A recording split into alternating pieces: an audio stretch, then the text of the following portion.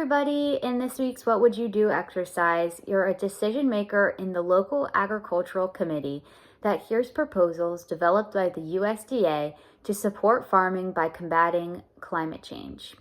According to 11.5 of our textbook, climate change is associated with both increased droughts and increased extreme rain events.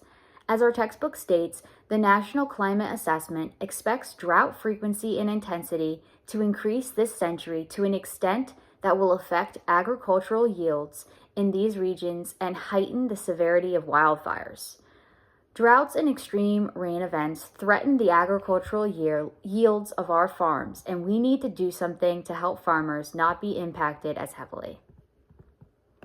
The first proposal is to do nothing for a 5-year period. The USDA officials want to put off giving out funds to modify current agricultural practices. The second proposal is to start funding research and other opportunities now to react to the changing temperature patterns. I chose the second option to prepare for long-term variations in regional climate patterns now. With the current predictions from climate scientists around the world calling for an increase in extreme weather events and major changes in our climate, I believe that to just sit back and do nothing for 5 years would be a grave mistake. Farmers would be very unprepared for these changes, and it would negatively impact the livelihood of farmers and our food supply as a country.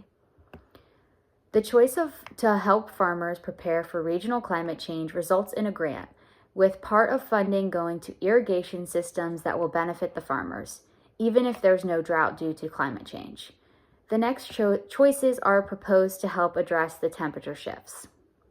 The first choice is to fund adjustment of planting times to adapt to climate change, providing free access to advanced weather monitoring equipment, and provide financial loss offsets related to adjustment of planting seasons.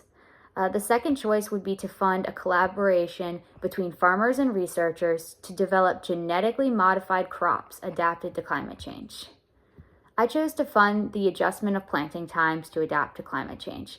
I think that even though genetically modified crops adapted to climate change would be a good step to increase our crops' resilience in the face of climate change, I believe that people would be hesitant to purchase things labeled as genetically modified on it, which would negatively impact the farmers that made the switch to genetically modified crops due to the loss of sales based on public opinion. The adjustment of planting times and use of weather monitoring equipment can help farmers navigate the effects of climate change without significantly modifying their farm processes. Thank you.